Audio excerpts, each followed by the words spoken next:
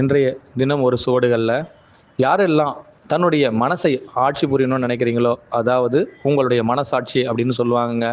இல்லை உங்களுடைய மனதின் கையகப்படுத்தணும், உங்களையே நீங்கள் கொடுக்க வேண்டும் அப்படின்னு நீங்கள் ஆசைப்படுறீங்களோ, அவர்களுக்கெல்லாம் 3 திரிகளை முழுமையாக திரிக்கக்கூடிய சக்தி கிடைத்தா இந்த மனம் உங்கள் கையகப்படுங்க.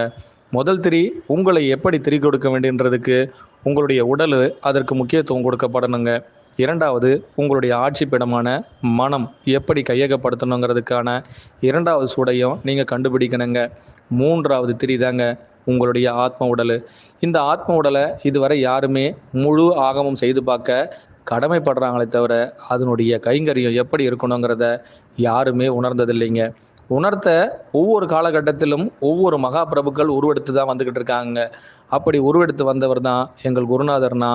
அவரிடம் சென்று உயிரோட்டமாய் உடலோடு யாரெல்லாம் உங்கள் உயடலையும் மனதையும் இயக்குகின்ற ஒரு சக்தி உங்களுள் நான் என்று இயங்கிக் கொண்டிருக்கின்றது, அதை எங்களுள் இயக்குங்கள் நீங்கள் கேட்டிங்கன்னா மறு பிரதிபலிப்பா ஒரே ஒரு வெளிச்சம் ஒன்று காட்டுவாருங்க. இந்த வெளிச்சம் யாருங்கிறதுக்கு நீங்களே உங்களை கொடுத்து பார்க்கலாம். அதில் நீங்களே பயணிச்சும் பார்க்கலாம்.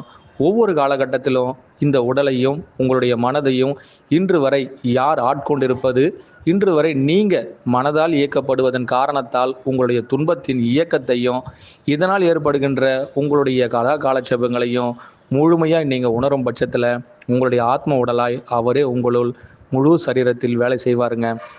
இப்போ கூட நாங்கள் சொல்கிற விஷயம் எந்த அளவுக்கு உங்களுக்கு புலப்படுதுன்னு தெரியலிங்க.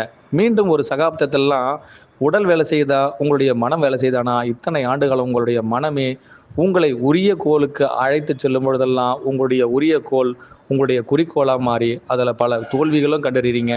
அதனால் ஏற்படுற வெற்றிக்கும் பெரிய அளவுக்கு உங்களுக்கான உத்வேகம் கிடைக்கலைங்க. உண்மையான வெற்றி எங்கே இருக்குன்னா உங்களுடைய வெற்றிவேல் வீரவேல்னு சொல்கிற அந்த ஆத்ம உடலுடைய பெயர் தாங்க அந்த வேல்ன்றது. இந்த வேல் உங்களுள் இருந்தால் நீங்கள் யார் என்பதில் உங்களையே நீங்கள் உணர்ந்து பார்க்கலாம். இதை உணர்த்துபவரும் உங்களுள் இருந்து மறைமுகமாய் தென்படுவாருங்க.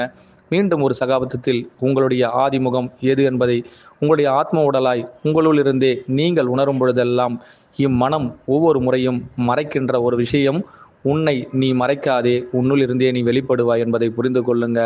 ஞானம் அதுவே உங்களுடைய அனுபவமாக கிடைக்கட்டுங்க. என்றும் எங்கள் ஆஸ்தான குருவுக்காக குருவே சரணம், குருவடி சரணங்க.